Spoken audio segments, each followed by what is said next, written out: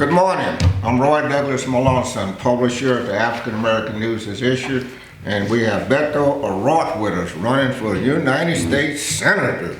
Wow, that sounds impressive. I don't know why he's here talking to me, because you all know me. I don't talk to everybody out there. Why are you here talking to me, man? You're not afraid to come here? You bold. Why are you talking to me? I wanted to have the chance to have a further conversation with you. You and I have met before. We've spoken on the phone, and you're reaching a huge number of people in the greater Houston community. And your writers, your reporters, and your voice are incredibly important. And so I actually wanted to have the chance to listen to you and gain your guidance and your direction in what we're trying to do for everybody in Texas, all 28 million of us. Want to make sure every voice is heard.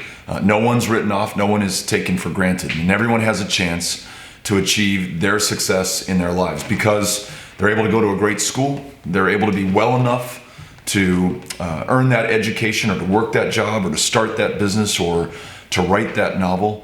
I want to make sure that everyone is treated equally under the law. That's the promise of this country, not yet fully realized.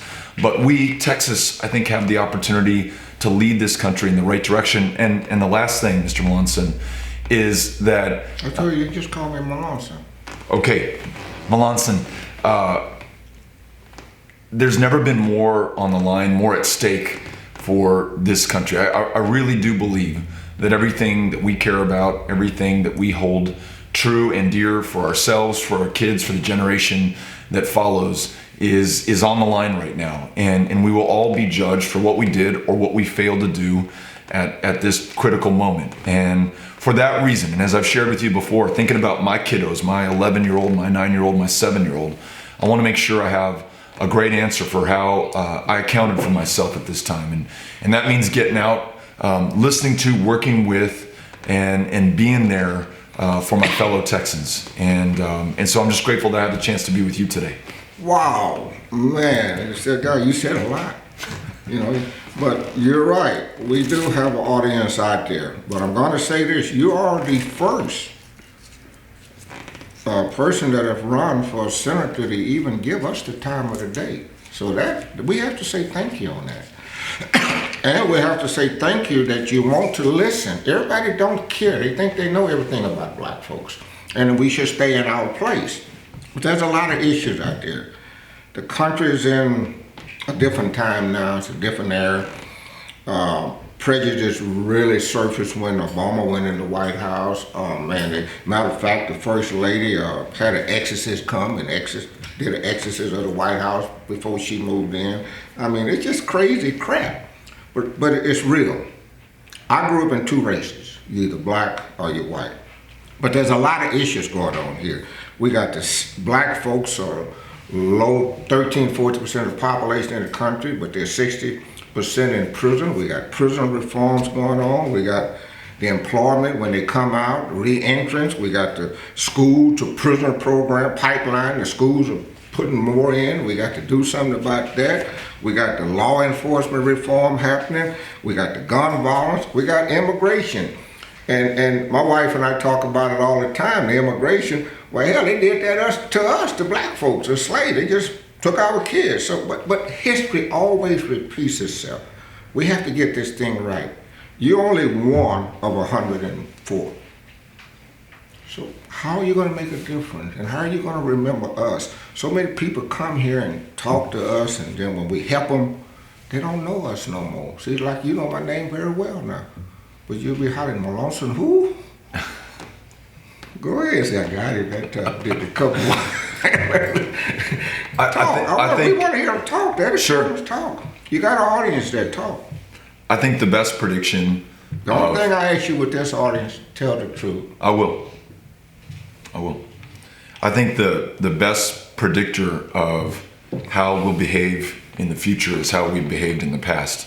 In the 6 years that I've represented the community of El Paso in the United States Congress, every single month I hold a town hall meeting, but it's not for a captive audience at a big employer or for a union. It's for everyone. I hold it in the public library auditorium. I hold it in a high school gymnasium. I hold it in a public place where everyone can come, including and especially, and this is important, those who disagree with me, don't like me, are disappointed in what I've done. And I hold those town hall meetings in every single part of the community. And that has made me accountable. It has reminded me for whom I serve, who it is that I represent, what my job is. And it's never easy. And I go in, and my team can tell you, I go in with a little bit of fear in my gut. I'm gonna have to face the people who put me into this position of trust and account for myself, what I've done, what I have failed to do, why I voted this way, where we are on returning somebody's phone call and making sure that that gentleman or his mother can get into the VA after they put their life on the line for this country. They're having a hard time getting a response back from the federal government. They say, Beto, that's you, that's your job. And so as a senator for the state of Texas, I will be back here in this community. I will be back with you answering your tough questions. That keeps me accountable. Our democracy does not work if we do not have a free, independent, and vigorous press. It's not about me. It's about the people. And I'm mostly interested in the African American people. And it's just like, if I'm sitting at your table and all of y'all eating and I'm not eating, well then that's not equal. I just want to be, like James Brown said, I don't want you to give me nothing. Open the door. I get it myself. That's what James Brown said. So people, and the second time I've met this guy, and he's been consistent. We haven't endorsed anyone in years, and we don't know whether we're going to endorse him, but I can promise you we're going to be watching him, and before the election, we're going to make a decision. What are we going to do about Beto? I can thank him for coming. He's the first to sit here with me, because a lot of people say I'm off the hook, which I am. I will be the first one to admit I did miss the banana boat, but I waved everybody on it by. But in your closing statement, what do you want to say to the people why they should vote for you? I want to make sure that everyone is able to contribute to their full potential. And as you said in quoting James Brown, that door's been closed for too many. And some of us, myself included, a white man who grew up incredibly fortunate in my community of El Paso, who has been able to bounce back. Wow, wait a minute now, a white man having problems in El Paso? I guess I can see No, that. I'm saying that I haven't. My complexion growing up in a black neighborhood, I had problems. No, you're misunderstanding me. Tell me. I'm saying that I have not had problems that others have had. That I've been fortunate in ways that others have not. And I want to make sure that every single person has opportunity. That that's easier said than done. When I think about the great education that I had in my public schools that my kids are getting right now, I know that great education is not accessible to everyone in this state. There are some people who are born in some zip codes, in some communities, who will not be able to send their kids to great schools. There are some teachers in some classrooms who do not look like the students that they teach.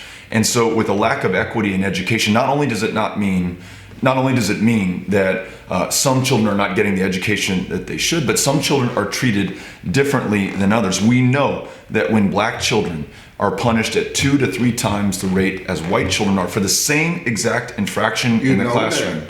When you talk about the school to prison pipeline, that's where it starts, as early as kindergarten.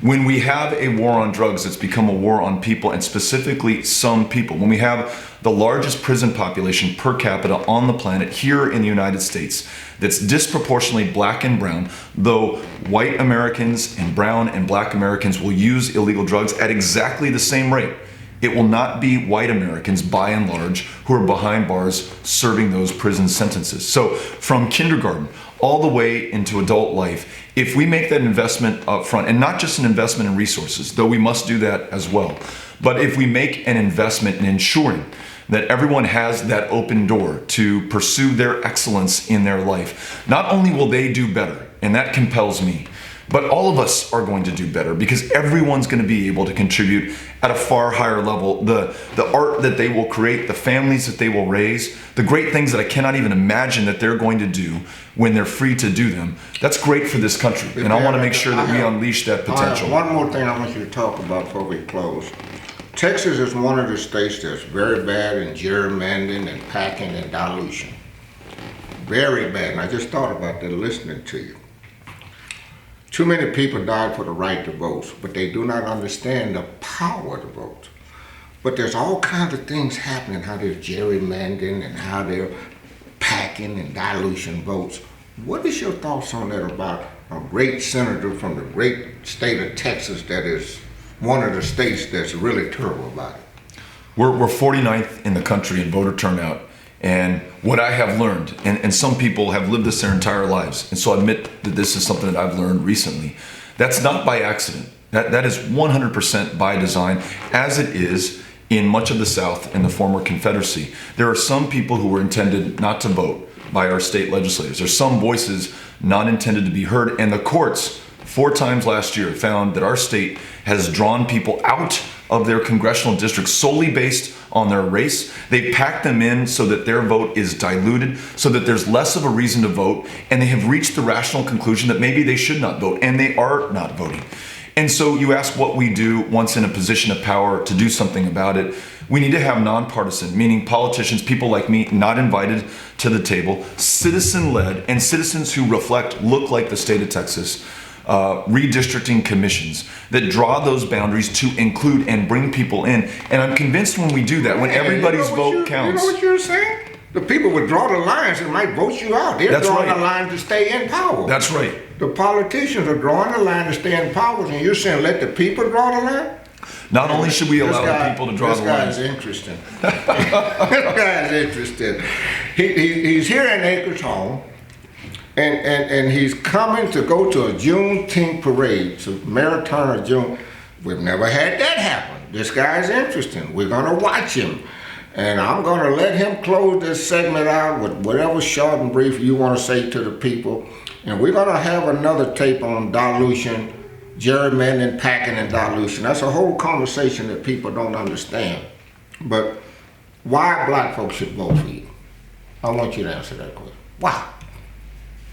Because I'm committed to making sure that everyone is able to live to their full potential. And that's only going to happen when everyone is treated equally under the law. We'd like to think, some of us, that this country has achieved that, but we so clearly have not. And it can be in the fact that some people are drawn out of their democracy, that you can use your identification from your license to carry a firearm, but you cannot use your identification as a student at Texas Southern University to prove who you are at the ballot box in the state of Texas. It can be that we don't have equal access and opportunity to world-class schools, which are the best predictor of your success in life. It can be that in the least insured state in the country, there are some communities who have an even harder time being able to see a doctor or a provider or a therapist who will make the difference in their life, or who will even allow them to live in a state that has a crisis in maternal mortality and infant mortality. Why should they vote for you? Well, I'm telling you, I first of all understand the challenges that we have here in Texas. I second of all am committed to making sure that we do everything we can to deliver for everyone. So if it's equity in education, if it's criminal justice reform that ends the war on drugs, that ends the practice of mandatory minimums, that ends the practice of cash bail in our county jails, where some people are too poor to get out there and be with their families, work their jobs, go to school, be who they are supposed to be in their lives. If it's the dignity and function and purpose that comes with work, and work that pays a true living wage, so that you're working that one job, not 2, not 3, and you can be with your family, and you can invest in the future, and you can start your own business, just as we are here witnessing the success of those who've been able to start their own business. I want to make sure that everyone has access to success, and I'm going to fight for everyone, all of us, everyone, everywhere, every single day. I'm gonna have to close out the hearing this. I never heard this concept. This is real stuff. I never heard this. This guy made a commitment to do these kind of things, and he believed from his heart that he can do and made a commitment. He's gonna need help. He's gonna need the help from the people to get him in there, and once he get in there, he's gonna need help from people to surround him and support him. So I'm gonna have to close with him. We're gonna watch him, and if he's committed to doing these things, we just might do something. I don't know. It's up to y'all. Look at it. Your money and your vote.